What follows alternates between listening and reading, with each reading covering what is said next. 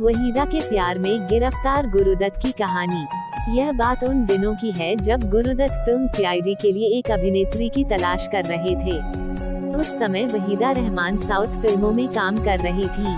एक समारोह के दौरान गुरुदत्त की नज़र वहीदा पर पड़ी थी, जहां देखते ही वो उनको पसंद कर बैठे और वहीदा को अपनी फिल्म में स्क्रीन टेस्ट के लिए बुलाया। वहीदा स्क्रीन टेस्ट में सेलेक्ट हो गयीं। इसके बाद ही दोनों एक दूसरे के प्यार में डूबने लगे। कहा जाता है कि इस फिल्म के सेट से ही दोनों एक दूसरे के करीब आने लगे थे। वहीदा रहमान ने हिंदी, तमिल, तेलुगु, बंगाली और मलयालम भाषाओं में कई फिल्में की हैं। सीआईडी फिल्म के दौरान गुरुदत्त पर वहीदा के प्यार का नशा इस कदर चढ़ा कि अगली फिल्म प्यासा में गुरुदत्त उनके अपोजिट बड़े पर्दे पर हीरो के तौर पर दिखे। कहा जाता है कि फिल्म प्यासा के लिए गुरुदत्त की पहली पसंद दिलीप साहब थे, लेकिन फिल्म में अभिनेत्री वहीदा रहमान होने की वजह से उन्होंने खुद एक्ट्रेस के अपोजिट काम करने का फैसला किया। हालांकि इस फिल्म में दोनों की जोड़ी को दर्शकों का खूब प्यार मिला, लेकिन इसके बाद से वहीदा और गुरुदत्त के प्यार के चर्चे शुरू हो गए थे। इस फिल्म ने हिंदी सिनेमा एक नई क्रांति ला दी थी। उस वक्त इस बात के काफी चर्चे थे कि गुरुदत्त वहीदा रहमान के लिए सीन्स खुद लिखते थे। इतना ही नहीं, उनके नजदीक आने का बहाना ढूंढते रहते थे। एक वक्त ऐसा भी आया जब गुरुदत्त वहीदा रहमान से खफा हो गए थे, जिसके चलते उन्होंने वहीदा को मेकअप रूम तक में जाने की अनुमति नहीं दी थी। हालांकि यह बात खुलकर सामने नहीं आई थी कि गुरुदत्त ने ऐसा क्यों किया था। कहा जाता है कि गुरुदत्त वहीदा को अपने हिसाब से चलाना चाहते थे। वे वहीदा के नजदीक रहना चाहते थे, वह नहीं चाहते थे कि वहीदा उनसे दूर रहे। इसलिए उन्होंने वहीदा के पास ही अपना मेकअप रूम बनवाया था।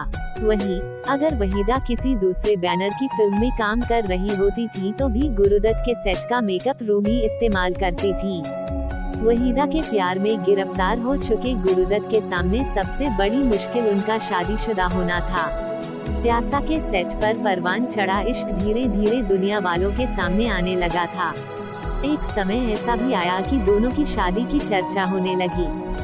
गुरुदत्त पर वहीदा के प्यार का खुमार इस कदर चढ़ा हुआ था कि वो वहीदा के बिना किसी फिल्म की कल्पना भी नहीं कर सकते थे। सिर्फ गुरुदत्त की पत्नी ही नहीं बल्कि वहीदा के घर वाले भी दोनों के रिश्ते से खुश नहीं थे। दोनों की शादी की अफवाही उड़ने लगी तो इस बात की जानकारी गुरुदत्त की पत्नी को हुई। इस खबर से गीता को झटका लगा, वे बुरी तरह टूट गयीं। तब गीता ने गुरुदत्त से पत्नी या प्रेमिका में से एक को चुनने के लिए बोला। तब गुरुदत्त ने पत्नी गीता को चुना और वहीदा रहमान से किनारा कर लिया, लेकिन तब गीता भी उनसे दूर जा चुकी थी। एक तरफ जहां गीता दत्त बच्चों को लेकर गुरुदत्त से दूर रह रही थी, वहीं अब वहीदा का भी दूर चले जाना गुरुदत्त बर्दाश्त नहीं कर पाए और गम में डूबने लगे। बताया जाता है कि वो कई दिनों तक सोते नहीं थे। शराब को उन्होंने इन सब से बाहर निकलने का जरिया बनाया। इसके साथ वो सिगरेट और नींद की गोलियां भी खाने लगे थे। गीता गुरुदत्त से इस कदर नाराज थी कि वो उन्हें बच्चों से भी मिलने नहीं देती थी। गुरुदत्त को अकेलापन खाए जा रहा था। वो अपनी बेटी से मिलना चाहते थे। इसके लिए उन्होंने कई बार गीता को कहा भी, बेटी से मिलवाने की गुजारिश भी की, लेकिन गीता नहीं मानी।